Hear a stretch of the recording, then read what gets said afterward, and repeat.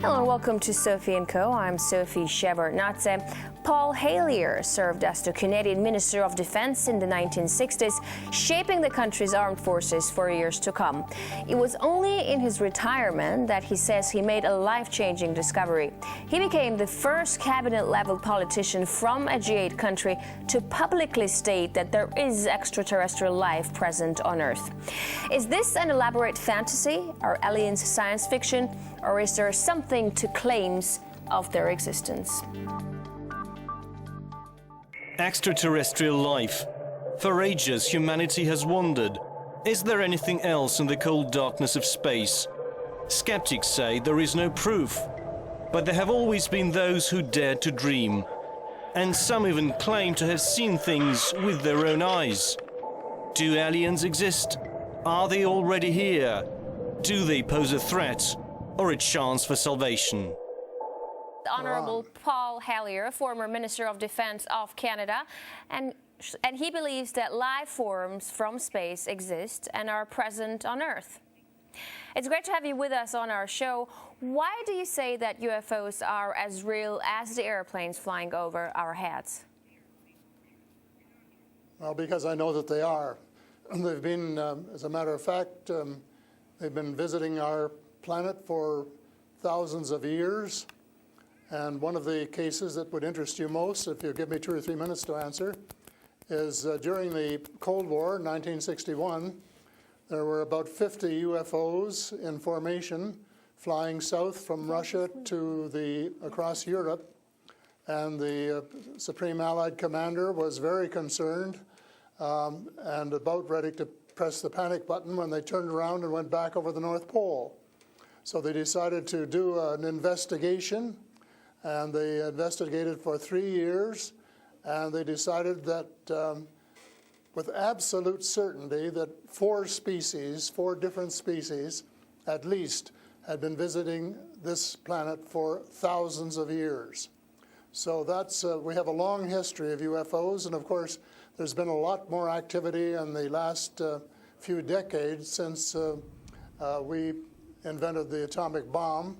And they're very concerned about that and the fact that we might use it again. And because the whole cosmos is a unity, and it affects not just us, but other people in the cosmos, they're very much afraid that we might be stupid enough to start using atomic weapons again, and this would be very bad for us and for them as well.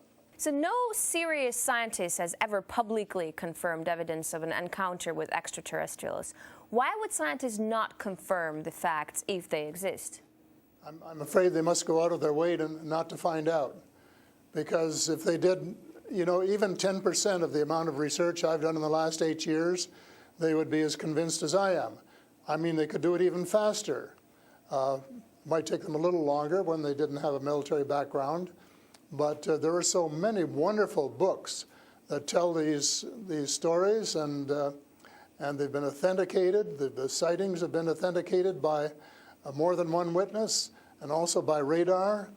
And they have landed in various places around the world, including Russia. There's a famous case there. I can't remember the name of the place, but it was widely reported at the time. A man wrote a book about it, and then the French bought the book rights so that it wouldn't be circulated around. There's just so much evidence. If anybody will take the time off to do a little bit of research and study. But people just are, you know, some people are interested and will take the time, and the others just say, oh, you know, it's just fantasy. Mm-hmm. But since I've been public on this subject, I get, probably 3 or 4 emails a week from all over the world from people who have actually witnessed sightings. And some of them who have actually been on the ships, and some of them who have actually been transported to another planet. And so this information is not, you know, it is top secret in a way that the governments aren't talking about it. But if you listen to the whistleblowers and the people who have worked in the industry and who know what is going on, there is just a lot of information out there and it doesn't take very long to get your hands on it. But see, the problem is that some people who report UFO sightings and alien abductions have been shown to make things up to make things up to be famous, to make money, or just for a prank. How do we tell fiction from a fact? Well, you have to spend a lot of time trying to find. We used to say separating the wheat from the chaff, and it takes a lot of effort. When I was minister, I got sighting reports, and when we checked them out, about 80%, about 8 out of 10, were not real. There were sights of Venus or plasma or a dozen other things, but there were 15 or 20% for which there was no explanation, and they were the genuine unidentified flying objects. These things go way back.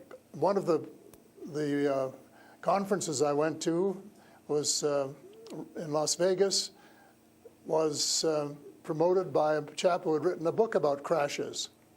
And there were dozens and dozens and dozens of them, and many of them very, very well authenticated, so that it would be impossible to read all of that evidence and not to come to the conclusion that these vehicles were real. Have you ever had your own encounter with aliens? Not an encounter with aliens, no. I have seen a UFO about 120 miles north of Toronto over Lake Muskoka, where I have a cottage. And 2 years ago, last Canadian Thanksgiving, which is October, my wife decided she wanted to go out and look at the stars. So I'm not much of a night man, but I put on my cap and went out with her. And she looked into the eastern sky and said, "There's a star." And I turned around the other way and I said, "Oh, there's a much brighter one over here." And she looked, and it was. And we watched it until our necks almost broke for about 20 minutes. And it was definitely a UFO, because it could change position in the sky by 3 or 4 degrees in 3 or 4 seconds. And I checked out, there were no satellites that could do that. The space station wasn't going by, and it isn't able to move that fast anyway. And there was no other explanation except that it was the real thing. And 2 days later, I went down in the dock, got a comfortable chair, and watched it came back almost to the same spot and entertained me for as long as I could take it. And then I went back to the cottage.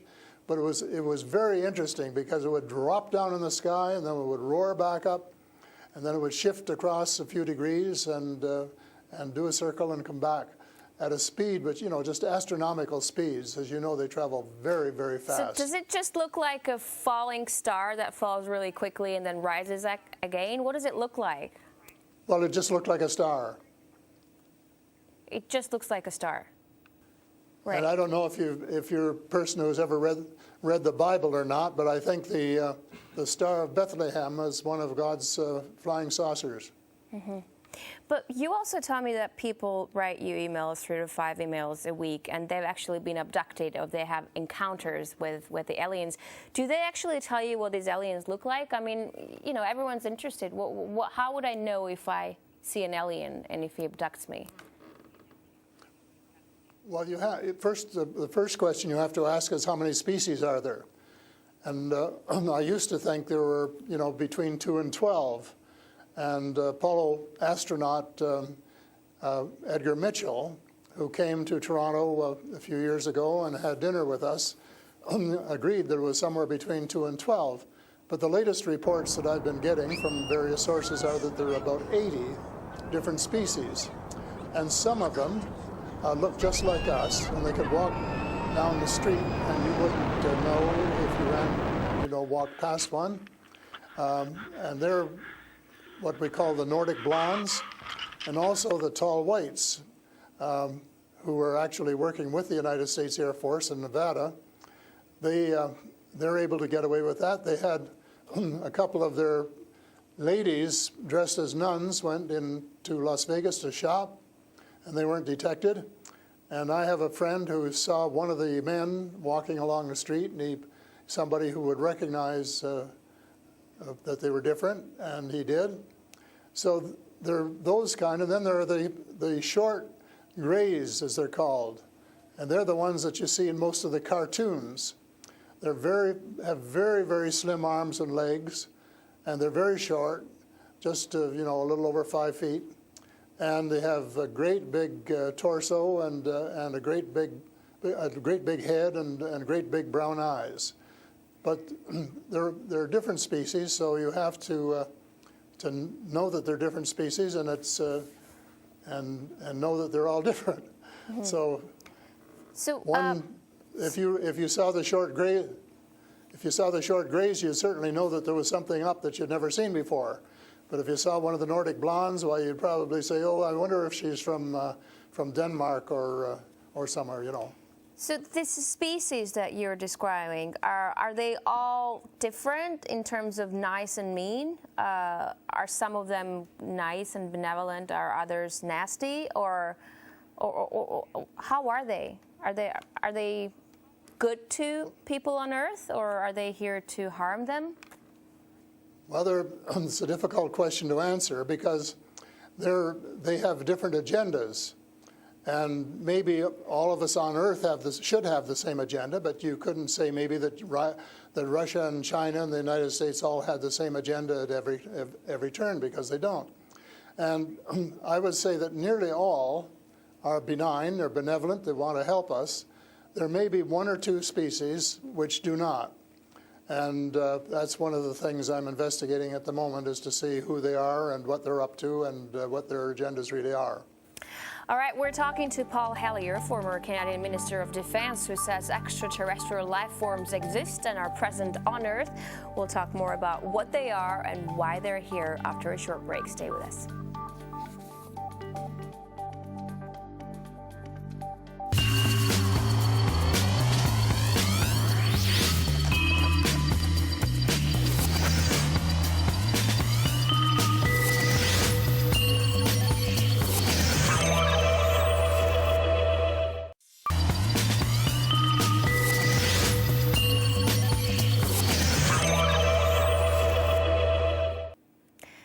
With Paul Hellyer, former Canadian Minister of Defense, to talk about extraterrestrial life forms. Great to have you back.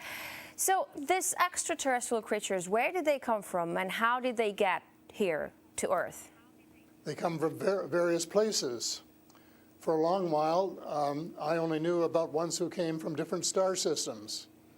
The Pleiades and Reta Reticula and several other star systems, but in the last few months, I have met people who have made me aware of that there are some in our star system, and that there are actually extraterrestrials who live on a planet called Andromeda, which is one of the moons of Saturn, and that there are others on Venus and some on Mars, and that they may be interacting between themselves. I suspect that they are, because there is what is called a federation of these people, and they have rules. For example, one of the rules is that they don't interfere in our affairs unless they're invited to, and that's one of the reasons probably that we haven't seen more of them until very recently. And so but what do you mean? There are a lot of people who want to interact with them. There are a lot of people who actually want to see them and know who they are. What, they need a special invitation to interact with us? What does it mean? They don't want to interfere into our affairs.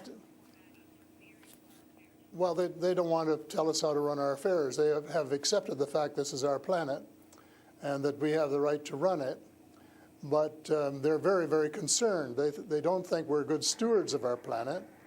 We're not. We're clear-cutting our forests, and we're polluting our rivers and our lakes, and we're dumping sewage in the oceans, and we're doing all sorts of things which are not what good stewards of their homes should be doing, and they don't like that, and they've made it very clear.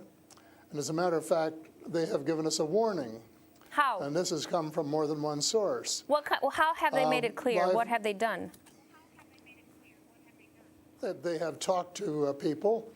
One of the chaps I talked to about a month ago was interacting with them in 1974, he and his brother in Peru, and they were taken to Andromeda, teleported, and they were told what the people there think, and that we're really wrecking our planet, and in fact that something dreadful is going to happen to it if we don't smarten up and change our ways. We spend too much time fighting each other. We spend too much money on military expenditures and not enough on feeding the poor and looking after the homeless and the sick, and that we are polluting our waters and our air, and that we're playing around with these exotic weapons, thermonuclear weapons and atomic weapons, which have such a devastating effect both on our Earth and on other areas in the cosmos, and they don't like that. And that's the reason they would like to work with us to teach us better ways, but only, I think, with our consent. And they work through individuals, and they try and pick out individuals who won't be frightened to death of them, because they can give you quite a fright. One of the cases I'm familiar with was the tall whites in Nevada, where the United States Airmen working with them, were just frightened to death of them.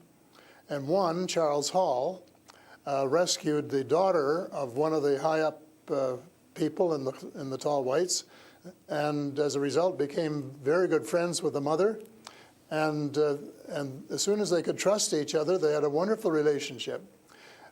And he wrote a book about it. It's called Millennial Hospitality. Millennial Hospitality. And it tells you how you go through these stages of being scared out of your wits. But then when you establish a trust and a working relationship, why you can have the same relationship, same kind of relationship that you would have with someone here on Earth. But here's what I'm thinking. If you're outing their presence, which is clearly not what they want since they're hiding, why aren't they so afraid of, why aren't you afraid of repercussions? Because you're obviously stating that they're here among us, and you're telling me all these species that exist. They are here among us, and I'm not afraid because in most cases, as far as technology is concerned, they're light years ahead of us, and we have learned a lot of things from them. A lot of the things that we use today, we got from them, lead lights and microchips and Kevlar vests and all sorts of things that we got from their technology, and we could get a lot more too, especially in the fields of medicine and agriculture, if we would go about it peacefully. But I think maybe some of our people are more interested in getting their military technology, and I think that's wrong. I think that's wrong-headed, and that's one of the things that we're going to have to change, because we're going to have to work together. Talking about all of us, everywhere on the planet. You mentioned military technology and swapping technologies and barters between aliens and people in American government. I want to ask you, as a former Minister of Defense of Canada, is interstellar war a possibility? Should we be creating a Star Wars force to defend ourselves from possible invasion or something like that?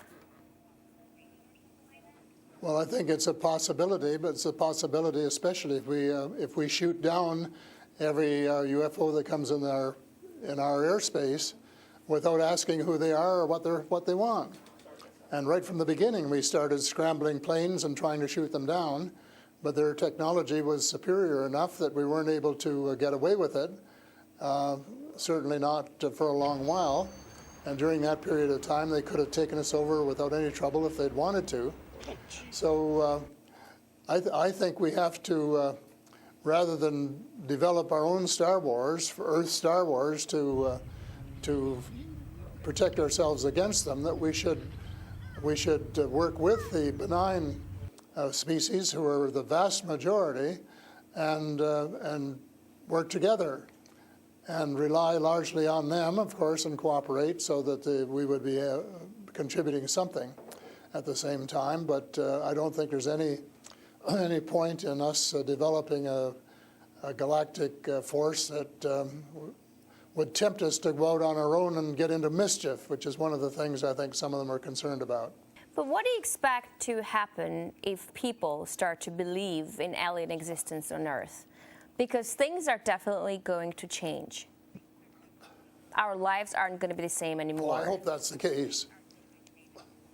I hope that's the case, and I'm all for full disclosure, and I'm going to push very hard for full disclosure in the book I'm writing, and to give some reasons for it, things that we really have to know and have a right to know, and that our future as a species, and here I mean all of the species in the world, are potentially at risk if we don't figure out what's going on and work together to try and make life more amenable for all of us.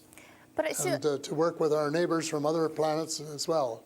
But still, I'm thinking to myself, if they've been here for such a long time, as you say, and they're interested in helping humanity, as you say, why is our world such a mess? I mean, if you want to help someone, you just help someone. You don't wait for someone to invite you to help that someone, no? Well, I don't, it's something that I think parents can sometimes say to their children, this is what you should do. But that doesn't mean the children are going to do it, does it? Because the cosmos is based on free choice. And we're given the option of making mistakes, of making wrong choices. And I guess what bothers some of us is we've made too many wrong choices and not enough right choices. So we're going to have to start switching our priorities and stop spending so much time and effort and weapons to kill each other or to dominate each other, and spending a lot more time on how to help each other to have a better life and a more just society, and a life which is healthier and where the health care is better, and where the food distribution is better, and where the air is cleaner and the water is cleaner, and all of those things that are waiting to be done if we just get together and row, as we say, rowboat, row in the right direction, the same direction. And it's possible, but it's a tall order, and so far we haven't done it. My thesis will be that we have to do it, and we have to start doing it right away. Thank you so much for this interesting interview and insight on extraterrestrial life. That was Paul Hellyer, former Canadian Minister of Defense, who says aliens exist and live among us on Earth. That's all the time we have for today. I will see you in the next edition of Sophie & Co.